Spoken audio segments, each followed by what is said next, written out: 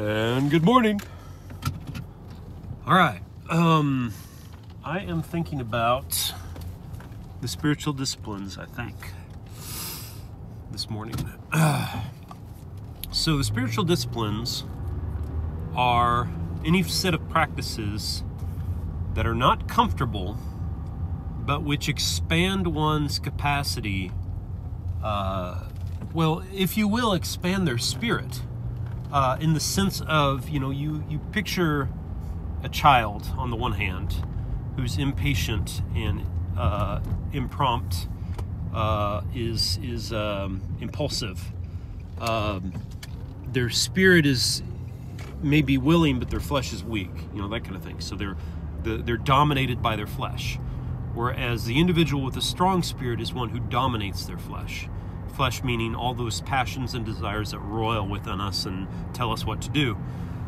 So having a large spirit is to have a spirit strong enough to dominate the flesh.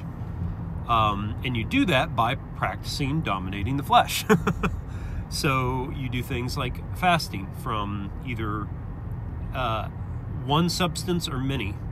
For instance, like I've fasted from caffeine and sugar and alcohol for 3 months earlier this year. And I also fasted from probably about a quarter of the food I was eating. That worked out because I was reducing the amount of snacking I did, and was eating smaller portions when I did eat. So those kind of disciplines help us in a very deep way recognize that we are capable of dominating the flesh. In a weird way, if you don't do that, there's a part of you that will not question. You'll have this kind of left brain certainty of, I can't do that. I can't do that. And it's because it's unknown to the left hemisphere, and it's unknown to its habits, its established practices, its way of behaving in the world, which is very, virtual reality, if you will. Of course you can do it, but you can't do it in the VR world of the left hemisphere. You can only do it once you've allowed the spirit, the right hemisphere, with its openness to new experience and its expansive nature, to have the dominance. But it doesn't take the dominance. It's so strange how the right hemisphere mirrors the left-right hemisphere relationship. Often seems to mirror the man-God relationship. It's almost freaky, but at the same time that's not complete, right? Because it's the yin and yang relating to the yin and yang, almost.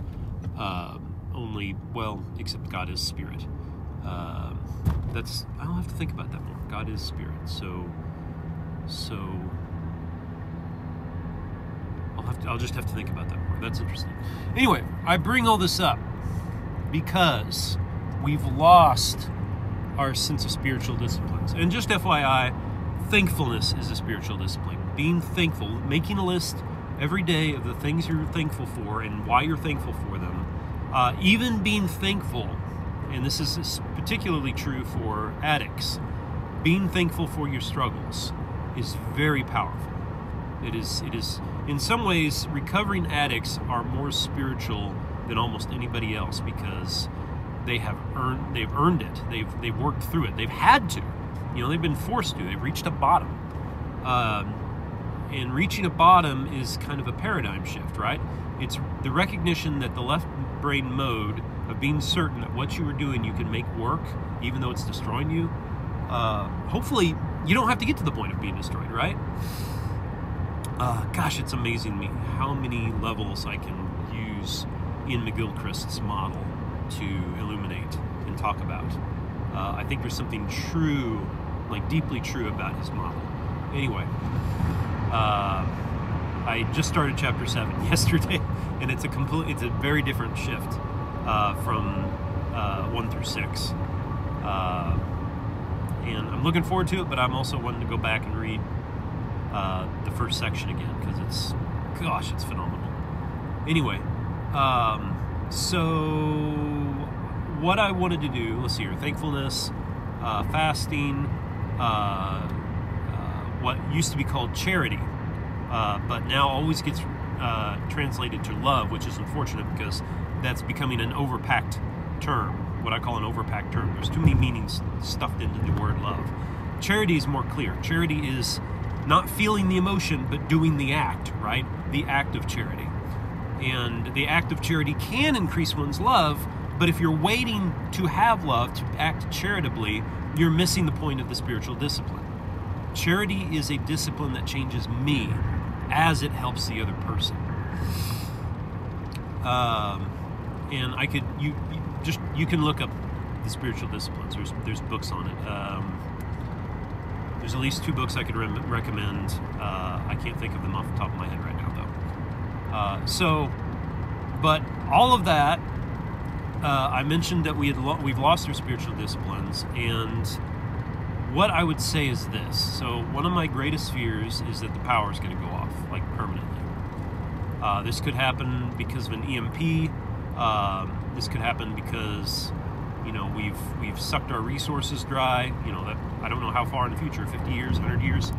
Not that long, relatively speaking, though. Sucking our resources dry if we can't figure out how to replace them. At any rate, there's like an end game approaching.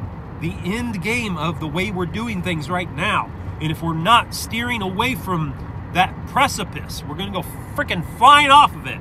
Sorry. And I'm mad at me as well, because I'm just still doing, I'm gas guzzling, well, it's not a gas guzzler, but I'm driving to and from work. That's a paradigm that's got to change somehow. I don't know how. Maybe with electric cars, probably, but how are we going to get there? Not every car is the kind of car that we can probably convert to an electric car, and not even hardly anybody is thinking about doing that. We've got all these vehicles laying around, rather than scrapping them and wasting all the energy that we put into them, which is the capitalist way. We've got to get back in touch with our craft side instead of our productive side. We've got to get in touch with our craft side, begin innovating open source ways of solving problems as efficiently as possible, of course, but it's not going to be easy. It's going to be expensive. It's going to cost us effort and time and frustration and discomfort, which is the very things the capitalist system encourages us to avoid. It strips us of our spiritual disciplines. And obviously, they don't have to be spiritual disciplines to be spiritual disciplines. If you have a crappy job, that's kind of a spiritual discipline. It's disciplining your spirit to be larger, unless, of course, you're not being grateful, you're walking around bitter, you're stealing from the man as you work. I knew a guy that worked a third shift janitorial job and would find places to sleep all the time. I know him because I was working with him. I was also doing the third shift janitorial work at the time. Anyway, my point is, we need to rediscover spiritual disciplines. We need to look at the danger of the future and begin shifting our thinking. Right now, the only thing I know to do is shift my thinking. I don't know what the new lifestyle looks like, and I don't have enough resources, or maybe I should say I don't have the social resources to begin shifting that direction. I think that's what I really truly need is a group of people that are all like, okay, we know we're heading towards the precipice. We know we're going to have to give up not individuality, but independence to do this, because independence is wasteful. Independence feels good because it's simple and I'm all isolated. Aha, look how perfect I am. I can give you the false facade and make you feel like I'm a good person. But interdependence is the only way we're going to move forward. Synthesizing our positions and our lifestyles together. That's the only. We've got to overcome the independence of capitalism and create a interdependent capitalism, an interdependent relationship I still believe in some of the fundamental principles of capitalism. That's why I threw that back in there. I like the term communityism, but that in contrast to communism, which is too... I don't know how to make communism work. I do know how to make something similar to communism work in capitalism, which is a co-op, which is community, which is communityism, which is interdependence. So that's what we need, I think. Okay, thank you. Bye.